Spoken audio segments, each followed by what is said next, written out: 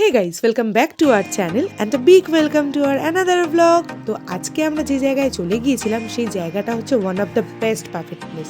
তোমরা ভেতরের অ্যাম্বিয়েন্স দেখে তো বুঝতেই পারছো যে জায়গাটা কতটা সুন্দর, ঠিক ততটাই সুন্দর ওখানকার খাবার দাবারের কোয়ালিটি, টেস্ট সব কিছু।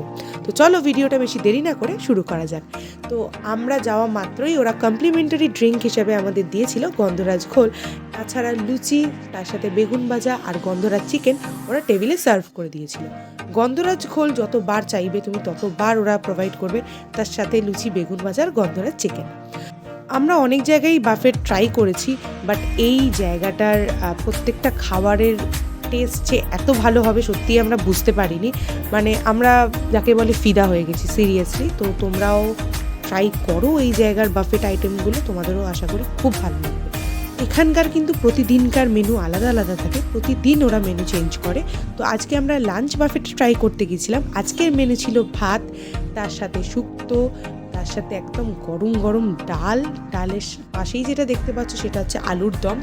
মানে আলুর দমটার টেস্টটাও দারুণ ছিল। এরপরেই যেটা দেখতে পাচ্ছ সেটা হচ্ছে ভুনা চিংড়ির সাইজ কিন্তু যথেষ্ট সুন্দর ছিল, মানে স্ট্যান্ডার্ড সাইজ যাকে আমরা বলি। এরপরে ছিল ভেটকি মাছের ঝাল। অন্যদিন শুনেছি ফিশ ফ্রাই করে, তো আজকের মেনুতে ওরা ফিশ ফ্রাই ছিল না, তার বদলে ভেটকি মাছের ঝোল ছিল। এরপরে হচ্ছে ঢাকাই পোড়া মুরগি, চিকেনটা ওয়েল কুক ছিল। এরপরে আমাদের প্রত্যেকের বাঙালির ফেভারিট হচ্ছে মাটন ডাক বাংলো। টেস্ট দারুণ ছিল মাটনের, খুব সফট ছিল আর তেমনি সুন্দর সাইজ ছিল।